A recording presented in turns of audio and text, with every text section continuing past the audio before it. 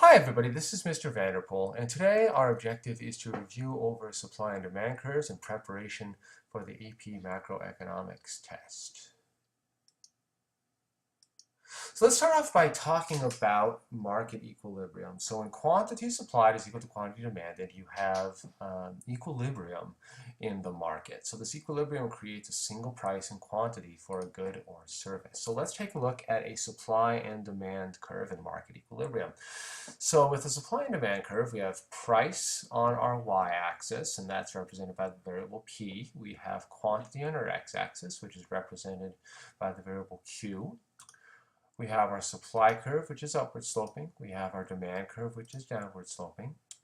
And where those two curves intersect, you have equilibrium price as well as an equilibrium quantity.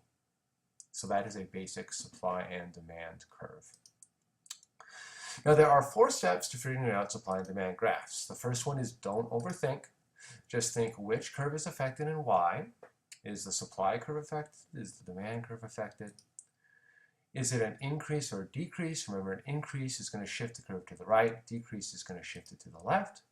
Just go ahead and shift that curve. Tell me what happens to equilibrium price and quantity when we are working on these supply and demand scenarios. Now, I want to go ahead and review over what changes demand, what are the determinants of demand, the variables that can cause the entire demand curve to shift. Remember that when we learned these, we learned the acronym TRIPE. Okay, TRIPE stands for the 5 variables that can shift an entire demand curve, and those are taste and preferences, related goods, such as complements and substitutes, income, changes in population, and expectations of future price changes. These are all determinants of demand and cause an entire demand curve to shift. There's also determinants of supply. So here you have 7 variables, which are represented by the acronym NICE-JAG, that can shift the supply curve. So this is natural man-made phenomenon, input costs, competition, expectations, profitability of alternative goods in supply, profitability of goods in joint supply and government action. So let's go ahead and take a look at a scenario here. So our market is oranges. And the question is, what happens to the market for oranges when there's a frost that hits Florida? So we start off here with a basic supply and demand graph in equilibrium. You can see we have price on our y-axis, quantity on our x-axis. We have a demand curve, we have our supply curve, and where they intersect, you have an equilibrium price and quantity. So the first thing we have to think about is which curve is affected and why. So we have to think, based on the scenario, does this affect TRIPE? Or does this affect NICE-JAG? And if it affects a variable in TRIPE, that's going to change demand. If it affects a variable in NICE-JAG, it's going to affect supply. So we can see here we have a decrease in the physical availability of resources.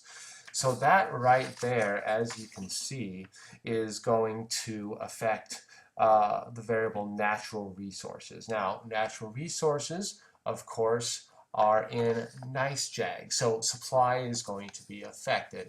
So you can see here that we're going to shift the supply curve. Now we have to figure out, do we have an increase or a decrease in supply? Now we see that a frost is going to be destroying quite a few oranges, so we're probably going to have a decrease in supply.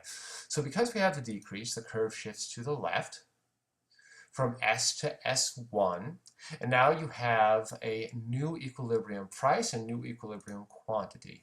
So if we have a new equilibrium price, P1, and our new equilibrium quantity, Q1. So you can see equilibrium price went up and equilibrium quantity went down. Let's look at one more scenario here. So our market is downloading music. So it says, what happens to the market for downloading music when the price of an MP3 player or an iPod goes down? So we have to figure out, based on the scenario, is TRIPE going to be affected or is NICE-JAG going to be affected? So we can see here we have a decrease in the price of a complement. Okay, a complement goes back to TRIPE. It is a related good.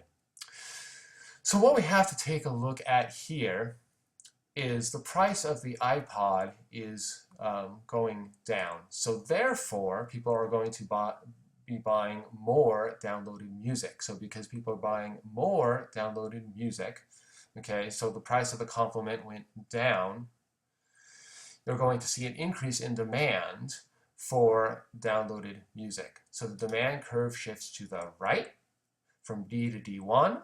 This creates a new equilibrium price, P1, a new equilibrium quantity, Q1. And as you can see, equilibrium price and equilibrium quantity both went up for downloaded music when the price of the MP3 player or the iPod went down. Thank you very much.